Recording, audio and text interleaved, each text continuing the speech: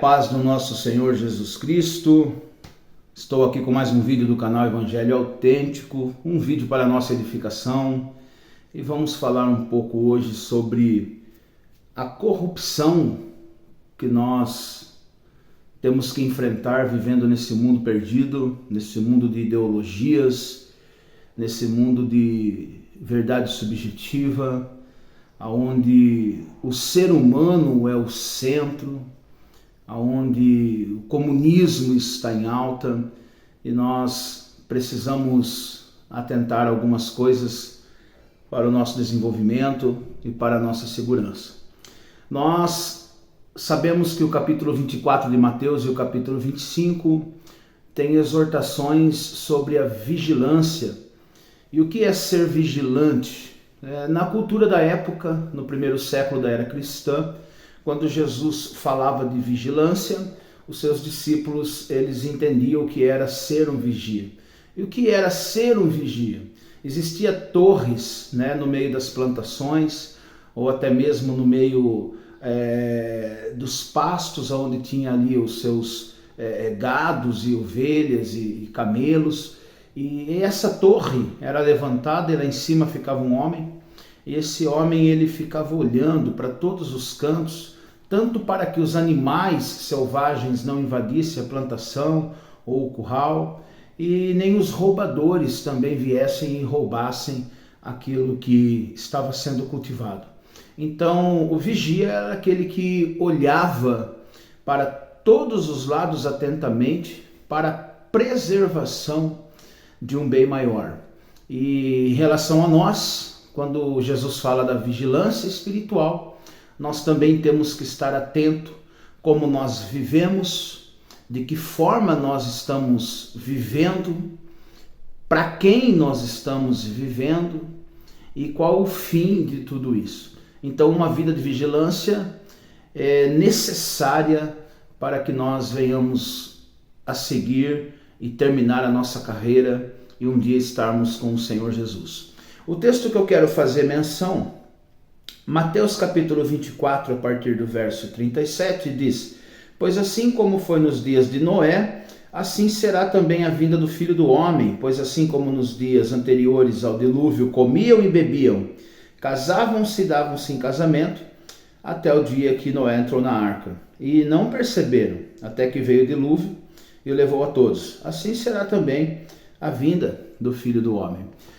Nós sabemos que os textos escatológicos, e principalmente um texto como esse, daria para nós entrarmos aqui profundamente e passarmos horas aqui, porque é um texto profundo das Escrituras, Mateus 24, Mateus 25, são textos que, em partes desses dois capítulos, são textos escatológicos, mas eu quero falar sobre a corrupção e como nós nos comportarmos diante dessas corrupções que existem nos nossos dias.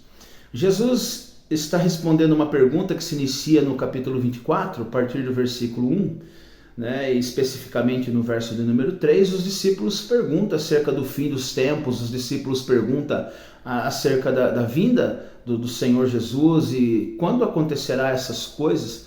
E diante dessa pergunta, Jesus ele explica, e responde essa pergunta para que os seus discípulos tenham entendimento de como será. A referência, o exemplo que Jesus usa é o exemplo de Noé. E uma das coisas que nós temos ouvido muito é que nos finais dos tempos vai estar totalmente difícil, e nos finais dos tempos as coisas vão estar totalmente complicada, e que a vida vai estar totalmente complexa, porque a maldade vai estar numa proporção maior, a desigualdade numa proporção maior, e a grande tribulação. E aí muitos pregadores ministram que quando estiver quase tudo acabando, Jesus virá. Mas não é bem assim que as Escrituras dizem. Porque nos dias de Noé, a corrupção estava em alta, a desigualdade estava em alta, o casamento misto estava em alta, consequentemente a prostituição estava em alta, a bebedice estava em alta. Eles casavam-se e davam-se em casamento, e nós entendemos ali no capítulo 5 e no capítulo 6, principalmente no capítulo 6 de Gênesis, onde vai especificar a corrupção do gênero humano, que as pessoas ali estavam vivendo sem temor nenhum a Deus. Né? Os filhos dos homens se contaminaram com os filhos de Deus e nasceram gigantes, e nós percebemos ali que eles estavam vivendo de forma tranquila. Por que eu quero ressaltar isso a vocês? Porque grande tribulação, dificuldades, peso, perseguição é especificamente para salvos, para a igreja do Senhor Jesus. Pode ser que no final da era antes da vinda de Cristo, no momento que nós chamamos de uma tribulação mais intensa ou grande tribulação, a palavra tríplice, né, aí no original grego, pode ser que para muitos seja dias comuns, dias prazerosos, porque só sente a corrupção quem não é corrupto, só sente a desigualdade quem de fato quer viver uma vida íntegra, só sente a grandeza da iniquidade aqueles que não vivem em iniquidade, só se sentem injustiçados aqueles que são justos. Aqueles que são puros é que conseguem ver a impureza. Então quem que vai sofrer no final dos tempos? A igreja de Cristo. Mas os ímpios, eles vão estar vivendo de uma forma sem vigilância. E o texto alerta a nós a uma vigilância. E eu quero fazer menção da vigilância de Noé. O porquê que Noé e sua família foram salvos? Primeiramente, o versículo 9 do capítulo 6 do Gênesis diz que Noé era homem íntegro e justo e andava com Deus diante daqueles que viviam na sua época. Noé, primeiramente, ele tinha princípios. E um dos princípios interessantes é que ele andava com Deus, ele vivia para a glória de Deus. E quando nós vivemos para a glória de Deus, significa que o principal nas nossas vidas é Deus em primeiro lugar. Esse é o primeiro princípio. A integridade e a justiça que vivemos e que praticamos também revela aos iníquos que nós não somos iníquos e revela que Espírito habita em nós. Então nós vivemos as obras dos salvos pelo Espírito Santo, a qual está naqueles a qual Jesus Cristo salvou. Uma das coisas interessantes também é que Noé tinha uma palavra, e uma palavra de Deus. Noé, ele não era enganado, Noé, ele não estava disperso, Noé, ele não era ignorante acerca das coisas de Deus, Noé não era leigo em relação à revelação divina. Deus tinha falado com Noé acerca dos fins dos tempos, e Deus disse a Noé: vai vir o dilúvio em uma época que nunca havia chovido. Deus dizendo a Noé que viria um juízo em uma época que ainda nunca tinha existido um juízo. E Noé creu. Não somente creu, como praticou a revelação a qual recebeu de Deus, a palavra a qual recebeu de Deus, e ele esperou a vinda desse juízo praticando as obras. Um dos equívocos que existe hoje é que essa questão de esperar Cristo às vezes soa ao entendimento de muitos como uma pessoa ficar parada esperando Jesus voltar. Nós não esperamos Jesus voltar parados. Nós esperamos Jesus voltar em missão. Nós continuamos praticando a palavra, a justiça do reino, e nós continuamos pregando o evangelho para que muitas pessoas ainda sejam salvas. Esse esperar não é no sentido cômodo, esse esperar é no sentido prático, é uma vida para a glória de Deus. O que eu acho interessante também na vida de Noé é que Noé, além de construir a arca, obedecer a regra de Deus, a palavra de Deus, obedecer ali a própria lei que Deus deu a ele, a forma como ele deveria se comportar e de que forma ele devia fazer a arca, e ele fez tudo à risca porque Noé era um homem obediente, também dá a nós o entendimento da obediência. Hoje nós temos uma palavra, as Escrituras, que é a nossa regra de conduta e também a nossa base de fé. É a palavra também que acrescenta fé a nós. A palavra de Deus, a qual nós temos, é o que nos dá norte e direção para a nossa conduta, para a nossa caminhada. Da mesma forma que Noé tinha uma palavra, nós temos uma palavra. Da mesma forma que Noé foi obediente, nós precisamos ser obedientes a essa palavra. Por quê? Porque essa palavra se cumprirá. Mateus capítulo 24, versículo 35 diz que passarás os céus e a terra, mas as palavras do Senhor jamais passarão. Elas se cumprirão. Outra coisa que eu acho interessante é que a corrupção entrou nas casas vizinhas de Noé, mas não entrou na sua casa.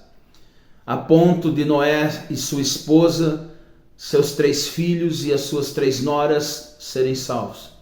Agora imagine a integridade desse homem a ponto de não permitir com que o pecado entrasse nos seus filhos e não entrasse na sua casa, a ponto do dia que foi se cumprir aquilo que Deus tinha prometido, toda a sua família estava reunida para entrar na arca.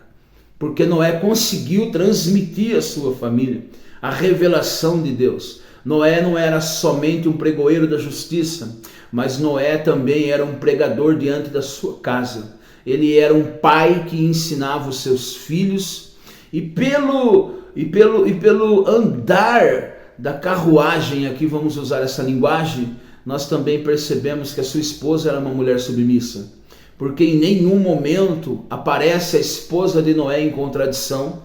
Pelo contrário, a esposa de Noé e Noé, seus filhos e suas noras, eles acreditaram também na promessa. Noé foi o encarregado dessa evangelização. É um protótipo do Evangelho, o capítulo 6 do Gênesis. Como existem alguns protótipos no Antigo Testamento. E o capítulo 6 do Gênesis também é uma revelação da graça no Antigo Testamento, porque diz que Deus achou graça em Noé. Você lê ali o verso 8 do capítulo 6, na sequência o verso 9, e você vai perceber que a manifestação a qual fez com que Noé vivesse não foi o cumprimento e nem as obras, mas sim a graça, e aí o cumprimento e as obras relacionado à graça é que faz de Noé um homem íntegro e justo. O que eu quero dizer a vocês, meus irmãos, é que existe a corrupção está avançando, e essa corrupção, esse pecado, essa iniquidade, ou pecados e iniquidades estão cada vez maior na nossa sociedade. Hoje as nossas crianças sofrem com as ideologias, hoje o humanismo, o homem, o antropos está no centro de tudo. A verdade hoje já não é mais a verdade única, mas é subjetiva. Estão pregando nas escolas e nas academias que a tua verdade é verdade igual à minha verdade e que a palavra de Deus é uma das verdades entre as verdades, e não importa qual seja a verdade, nós precisamos respeitar a crença de todos, mas não é o que a Bíblia diz. Respeito de crença é uma coisa, mas a palavra de Deus diz em João 14:6, eu sou o caminho, a verdade e a vida, e ninguém vem ao Pai senão por mim. Ele é o caminho, ele é o que conduz a Deus, ele é a verdade, só em Cristo existe a verdade. E ele é o que nos leva ao Pai. Ninguém é levado ao Pai para ser salvo a não ser por Cristo. E nós temos essa verdade, nós temos essa revelação. Um conselho que eu dou a vocês todos, seja igual Noé. A corrupção entrou nos vizinhos de Noé, o pecado entrou na casa dos parentes de Noé, as iniquidades entrou nas famílias vizinhas de Noé, mas não entrou na sua casa. Presta atenção no que o seu filho assiste, presta atenção no que seu filho ouve, e não deixe a iniquidade, o pecado, a impureza, as ideologias entrar na sua casa. Enquanto você vive para a glória de Deus, prepare a sua família também para viver para a glória de Deus.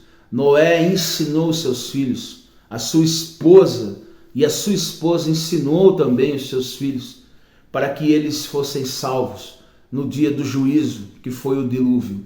Você como pai é o cabeça da tua casa. Você como mãe é a professora do seu lar. E você precisa ver de que forma estão vivendo os teus filhos. Porque quando o grande dilúvio chegar, eles não morram afogados, mas eles sejam salvos juntamente com você. Deuteronômio tem um texto revelador que diz que nós precisamos ensinar os nossos filhos no caminho, ao redor da mesa, escrever nos umbrais das portas, ou seja, todo o tempo da nossa vida como pais, nós precisamos ensinar os nossos filhos. E na sua casa, no seu lar, no seu quarto, no quarto dos seus filhos, na sala, na cozinha, dentro do ambiente que vive uma família íntegra, não entra coisas impuras. Aonde vive uma família para a glória de Deus, não entra pecados. Os pais que são verdadeiros filhos de Deus preparam os seus filhos para serem filhos de Deus também. E nós temos esse encargo, essa incumbência de ensinarmos os nossos filhos, de estarmos preparados e de guardar a nossa casa, a nossa família, para que a corrupção não alcance. Ensine os seus filhos que tem muitas coisas que são legais, mas que eles não podem. Ensine os seus filhos que existem danças que eles não podem dançar. Ensine os seus filhos que existem roupas que eles não podem vestir. Ensine os seus filhos que existem práticas que eles não podem praticar. Se você é um pai íntegro, justo e anda com Deus, o lugar de culto é a tua casa. O lugar da revelação da palavra é a tua casa. O lugar de ensino é a tua casa. E como consequência disso, nós nos reunimos como igreja. Mas a primeira responsabilidade de um pai e de uma mãe é cuidar dos seus filhos, para que a corrupção não os alcance. Seja esse pai íntegro e essa mãe íntegra, e vivamos como Noé viveu nos seus dias. Dias difíceis, dias de corrupção, dias em que a mídia televisiva e as redes sociais pregam contra os valores da família, dias onde os homens são corrompidos e libertinos, dias onde as pessoas amam mais animais do que pessoas e o seu senhor, o senhor de muitas pessoas, é o dinheiro, dias em que a política, não é somente brasileira, mas mundial, está totalmente corrompida, os valores da família estão sendo atingidos e nós precisamos, como Noé, agir como Noé, não deixando essa corrupção chegar até nós. Aqueles que são de Cristo, guardem a sua vida. E eu quero deixar essa palavra para a glória do nome do Senhor. Quando o dilúvio veio, a família de Noé foi salva. E o meu desejo é que quando Cristo voltar, a tua família seja levada para o gozo eterno, para viver eternamente com o Senhor e para a glória dele. Você é um pai e uma mãe cheios do Espírito Santo. E o teu lar é o lugar aonde precisa ser preservado, para que o juízo de Deus não nos alcance. Que a graça e a paz do Senhor Jesus Cristo esteja com todos. Fiquem com Deus. Amém.